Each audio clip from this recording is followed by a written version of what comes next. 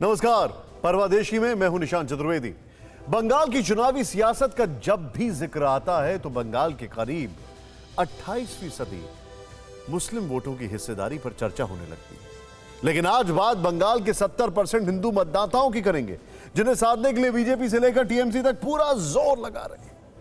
पिछले 10 सालों में ऐसा शायद पहली बार हुआ है जब ममता को बार बार चिल्लाते हुए लोगों को यह याद दिलाना पड़ रहा है कि वो भी एक हिंदू की ही बेटी हैं। तो दूसरी तरफ बीजेपी हिंदुत्व की धारा को प्रखर और चटक बनाने के लिए हर मुमकिन कोशिश कर रही है। सवाल यह है कि हिंदू वोटरों को साधने में कौन और कैसे कामयाब होगा। इस सवाल को लेकर TV9 election intelligence and research wing ने गहन रिसर्च, तथ्यों और आंकड़ों के साथ यह रिपोर्ट तैयार की है। खुद देखें।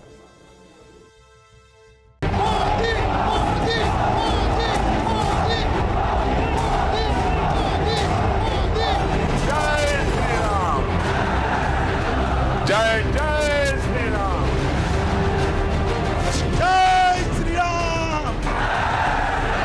जय श्री राम, जय श्री राम, जय श्री राम। 2 मई दीदी যাচ্ছে, 2 मई दीदी যাচ্ছে, 2 मई दीदी যাচ্ছে। 2 मई को क्या होगा? परिवर्तन होगा या नहीं, पता नहीं। लेकिन ये नारे, जय श्री राम के जयकारे इशारा है कि भद्रलोक के सियासी मैदान में मुकाबला जबरदस्त हो चुका है। जय श्री राम, जय जय श्री राम, जय श्री राम, जय जय श्री राम। क्या बंगाल बदल रहा है? कौन जानता था? किसे अंदाजा रहा होगा कि चंद बरस पहले तक जिस बंगाल में बीजेपी का झंडा उठाने वाले हाथ काट दिए जाने की रवायत रही थी, जिस बंगाल में राम का नाम लेने पर खून बहता था, उसी बंगाल में जोर शोर से जय श्री राम के जयकारे लगेंगे। ममता दीदी जय श्री राम के नारे से बहुत चिढ़ती है। बंगाल के अंदर माहौल ऐसा कर दिया, जय श्री राम बोलना माने गुनाह है। अरे बंता दीदी, बंगाल में जय श्री राम नहीं बोला जाएगा तो कहां पाकिस्तान में बोला जाएगा क्या? बंगाल की सियासी रणभूमि में भगवा ब्रिगेड के लैंडिंग के बाद से जय श्री राम के नारे की गूंज है। ये यूं ही नहीं है। असल में जय श्री राम का नारा बीजेपी की सत्ता की महत्वाकांक्षाओं को पंख देने का साधन है, और इसी पंख के सहारे बीजेपी को पूर्व के प्रदेश में परचम लहराने का भरोसा है। के लिए ये लोग किस हद तक जा सकते हैं, ये इसका बहुत बड़ा उदाहरण है। बंगाल में घुसपैठ को हवा देने के पीछे भी वजह एक ही है, तुष्टीकरण, वोट बैंक की सियासत। ममता बनर्जी का किला ढहाने के लिए बीजेपी जहां मंदिर मार का रास्ता अपनाते हुए तुष्टीकरण की राजनीति पर करारी चोट कर रही है, वहीं हिंदुत्व काट से डरती दिख रही ममता को भी अपनी सत्ता बचाने के लिए मजबूरन मंदिर की शरण लेनी पड़ी।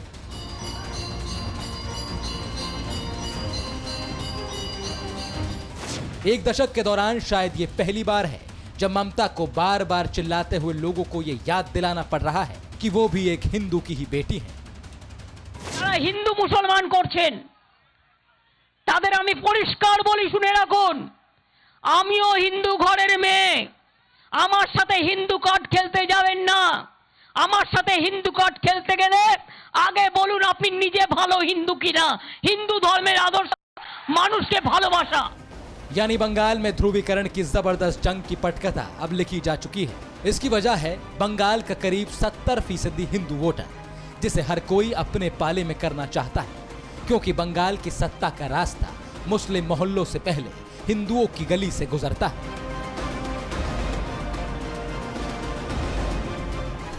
सवाल यह है कि बीजेपी की रैलियों में जय श्री राम के जयकारे क्यों लगते हैं? ममता बनर्जी को मंच से चंडी पाठ क्यों करना पड़ रहा है? कितने फीसद हिंदुओं के वोट बीजेपी को सत्ता दिला सकते हैं? कितने % हिंदू वोट ममता बनर्जी की सत्ता को बरकरार रख सकते हैं? इन सवालों का जवाब जानने से पहले बंगाल में हिंदू वोटर के गुणा-गणित को समझना होगा। बंगाल की 8.5 करोड़ आबादी में 70.54% हिंदू हैं।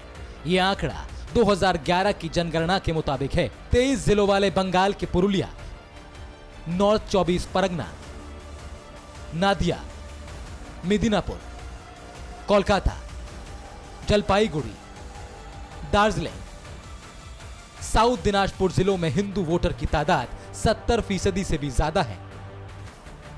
बंगाल के मुस्लिम की तरह ही हिंदू वोटर ममता बनर्जी के साना बसाना रहा है, लेकिन बीजेपी अब बंगाल के 70% से ज्यादा हिंदुओं को अपने पाले में करने के लिए पूरा जोर लगा चुकी है। इसीलिए बीजेपी के फायर ब्रांड नेताओं को बंगाल के मैदान में उतारा गया।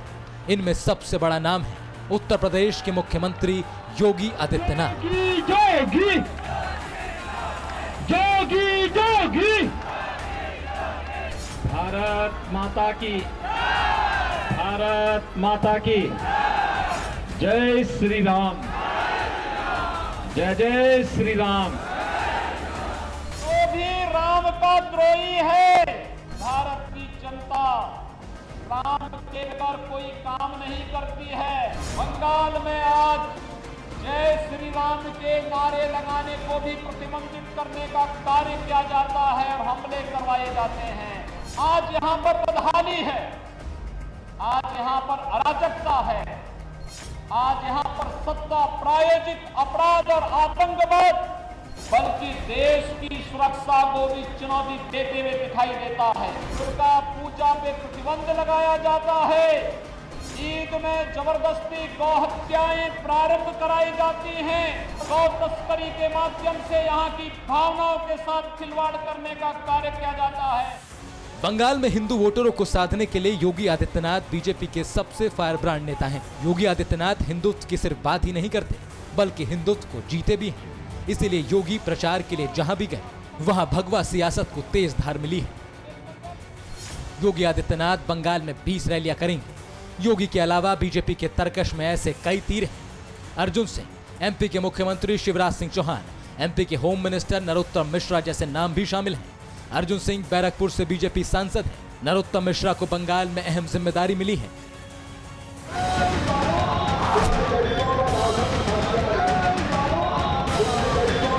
ये टीएमसी का मतलब है तोड़ो, मारो, काटो। वहीं शिवराज सिंह चौहान बंगाल में रैली कर चुके हैं। अपनी पहली ही रैली में शिवराज सिंह चौहान ने बंगाल में हिंदुओं के पलायन का मुद्दा जोर शोर से उठाया था। तुष्टीकरण की नीति अपना रही है ममता दीदी, वोट बैंक की राजनीति कर रही है। यहाँ 5000 गांव में हिंदुओं का नामो निशान नहीं बचा है। 5000 गांव में, और कई बांग्लादेश से आने वाले लोगों को देखिए सीए के अंतर्गत वहां से प्रताड़ित हिंदू आए, ये जरूरी है, लेकिन घुसपैठियों को बसा के उनके नाम वोटर लिस्ट में लिखाए गए हैं। ये तुष्टीकरण नहीं चलेगा। लव जिहाद के खिलाफ कानून हो, माफियाओं के खिलाफ कार्रवाई हो या फिर बांग्लादेश से अवैध घुसपैठ, बंगाल में हिंदू वोटरों को साधने के लिए हर दांव आजमाया जा रहा है।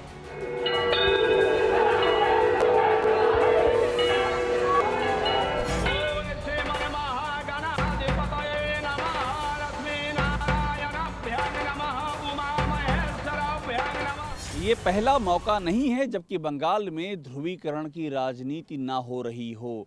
हिंदू वोटरों को अपने खेमे में करने की कवायद बहुत पुरानी है, मगर सवाल ये कि क्या बीजेपी इस बार 70% से ज़्यादा इन वोटरों को अपने पाले में खींचने में कामयाब होगी? इस सवाल का जवाब जानने के लिए 2 साल पहले यानी 2019 लोकसभा चुनाव के नतीजों को आपको समझना होगा। बंगाल में 20% से ज्यादा मुसलमानों वाली 149 विधानसभा सीटें हैं। 2019 में इन 149 सीटों पर टीएमसी को 111, कांग्रेस को 9 और बीजेपी को 29 सीटों में बढ़त मिली थी।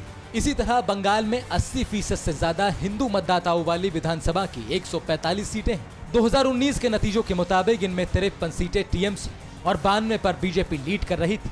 यानी कि साफ है कि पूरी जोर आजमाइश इन 145 सीटों के लिए ही है। बीजेपी के लिए 80% से ज्यादा हिंदुओं वाली 145 सीटों से ही सत्ता का रास्ता निकल सकता है। 2019 के लोकसभा चुनाव में 55% हिंदू वोटों का ध्रुवीकरण बीजेपी के पक्ष में हुआ। इनमें से 8 जिले ऐसे थे जिनमें 60% से ज्यादा हिंदुओं के वोट बीजेपी के खाते में ही गए। कूच बिहार में 65%, जलपाईगुड़ी में 61% हिंदू वोटों का ध्रुवीकरण हुआ था। इसी तरह दार्जिलिंग में 69, उत्तर दिनाजपुर में 76, दक्षिण दिनाजपुर में 63, मालदा में 69%, बीरभूम में 65 और नादिया में 63% हिंदुओं के वोट बीजेपी के पाले में गए। ये सभी वो जिले हैं जिनमें हिंदुओं की आबादी 80% से भी ज्यादा है। 2019 के लोकसभा चुनाव में बीजेपी ने बंगाल में पूरा जोर लगाया था। प्रधानमंत्री मोदी, अमित शाह और योगी आदित्यनाथ समेत कई दिग्गज बंगाल के मैदान में उतरे थे। इसका असर भी हुआ था। बंगाल के उन 11 जिलों में भी बीजेपी कामयाब रही जहां 60% से कम हिंदू वोटरों का ध्रुवीकरण हुआ था। मुर्शिदाबाद में 50, बर्धमान में 54, बांकुरा में 53, पूर्वी मिदनापुर में 48, पश्चिमी मिदनापुर में 50% हिंदू वोटों का ध्रुवीकरण बीजेपी के पक्ष में हुआ। इसी तरह हुगली में 53, हावड़ा में 51, कोलकाता में 53, नॉर्थ 24 परगना में 53, साउथ 24 परगना में 51 और पुरुलिया में 54% हिंदू वोट बीजेपी के पाले में गए। पुरुलिया में विधानसभा की 9 सीटें हैं। पुरुलिया में हिंदू वोटर अच्छी खासी संख्या में हैं, लेकिन 2016 में बीजेपी यहां एक भी सीट नहीं जीत पाई थी। इसीलिए बंगाल में प्रधानमंत्री मोदी की दूसरी रैली के लिए पुरुलिया को ही चुना गया।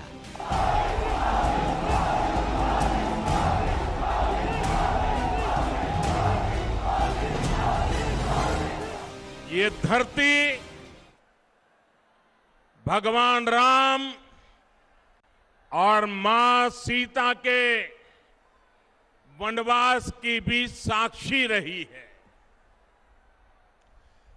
ये ऐसी धरती है जहां अयोध्या पर्वत है, सीता कुंड है।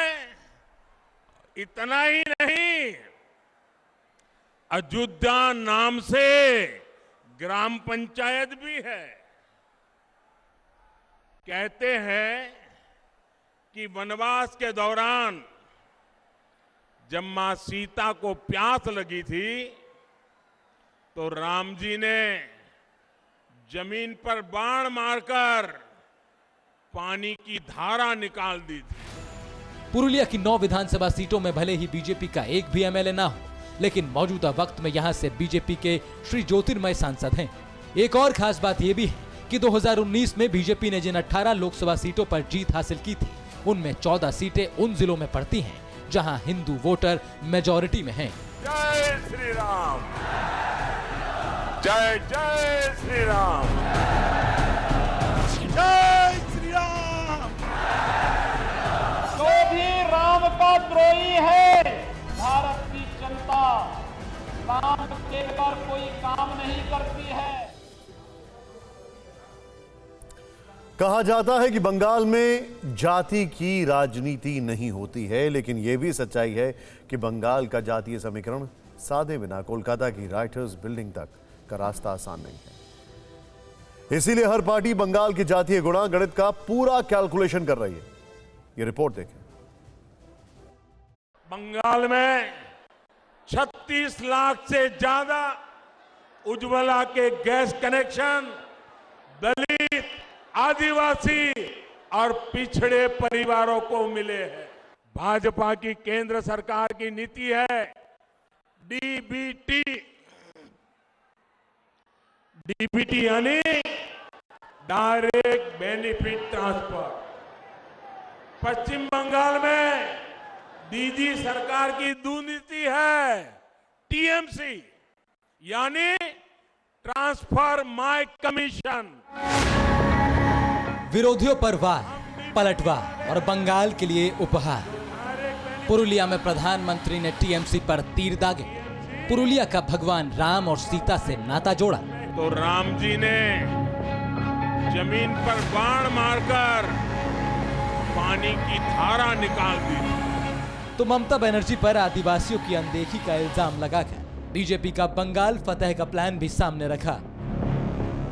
आदिवासी क्षेत्रों की पढ़ाई, दवाई और कमाई के लिए बहुत बड़ा प्रावधान किया गया है। आदिवासी बच्चों को अच्छी शिक्षा मिले, इसके लिए सैकड़ों एकलव्य स्कूल खोले जा रहे हैं। बीजेपी को पता है कि बंगाल में हिंदू वोटरों को अपने पाले में करना है तो जातीय समीकरण भी साधना होगा। बंगाल में भले ही कास्ट पॉलिटिक्स की रवायत ना रही, लेकिन बंगाल की सत्ता का रास्ता आदिवासी वोटरों की उंगली पर लगी स्याही से ही गुजरता है।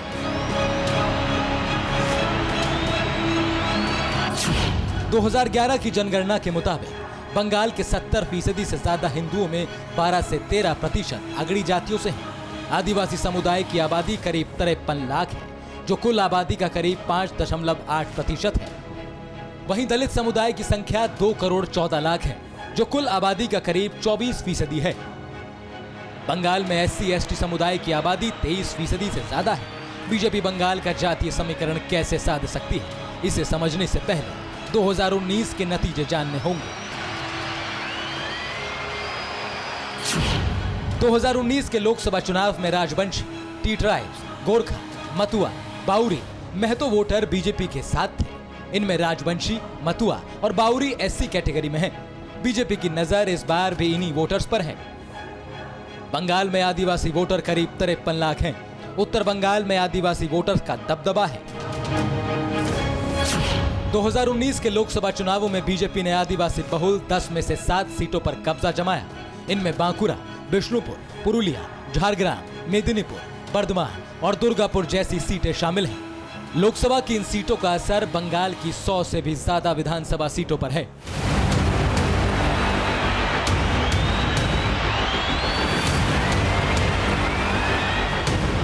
यानी बीजेपी अगर 1.5 साल पहले जैसा प्रदर्शन भी करती है तो आदिवासी इलाकों के एक मुश्त वोट पर कब्जा किया जा सकता है।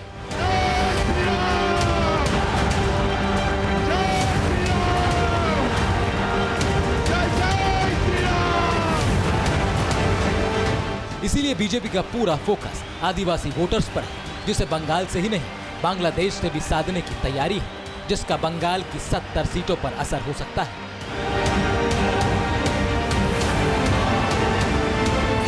प्रधानमंत्री मोदी 26 मार्च को बांग्लादेश के दौरे पर जाएंगे। 27 मार्च को प्रधानमंत्री बांग्लादेश में गोपालगंज के तुंगीपाड़ा जाएंगे। बांग्लादेश के संस्थापक और पहले राष्ट्रपति शेख मुजीबुर रहमान के पैतृक घर का दौरा करेंगे। इसी दौरान मतुआ समुदाय के धर्मगुरु हरिचंद्र ठाकुर की जन्मस्थली का दौरा करेंगे। इसके अलावा मतुआ समुदाय के तीर्थ स्थल गोपालगंज के उड़ाकांदी भी जा सकते हैं।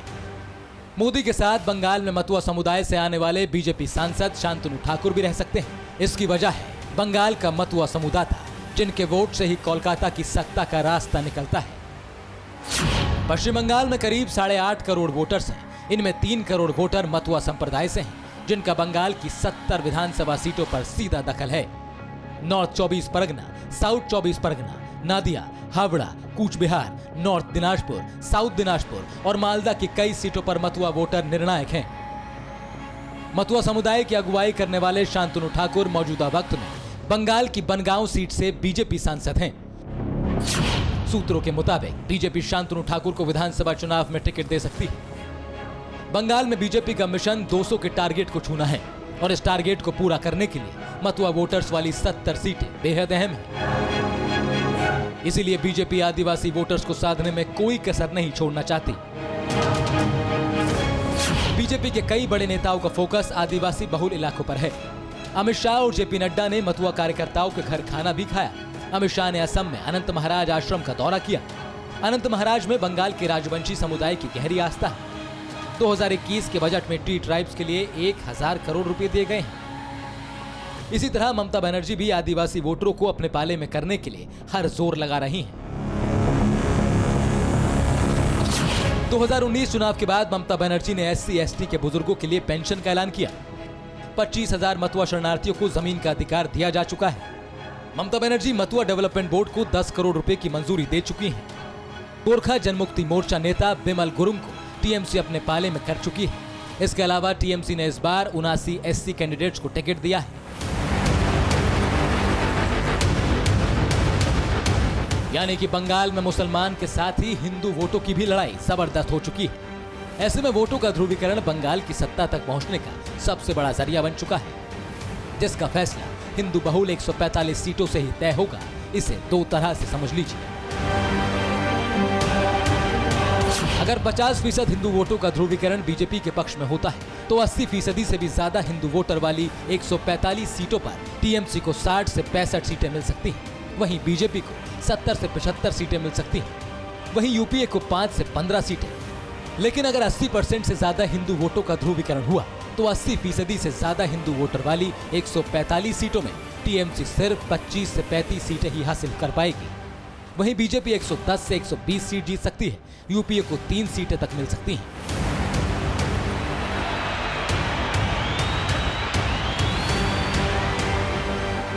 हालांकि ये सिर्फ एक अनुमान है जो बंगाल के पिछले चुनावों और वोट समीकरण के आधार पर किया गया है। बंगाल की बाजी कौन जीतेगा, इसका फैसला 2 मई को ही पता चल पाएगा।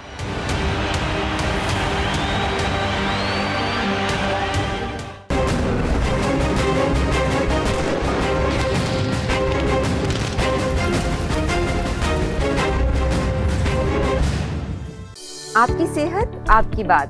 देखिए कैसे रहें फिट मेरे साथ। खान पान, स्ट्रेस, डिप्रेशन पर अब जरूरी है बात। मैं हूं doctor Shikha Sharma. TV9 digital पर देखिए मेरे साथ। आप फिट तो सब हिट।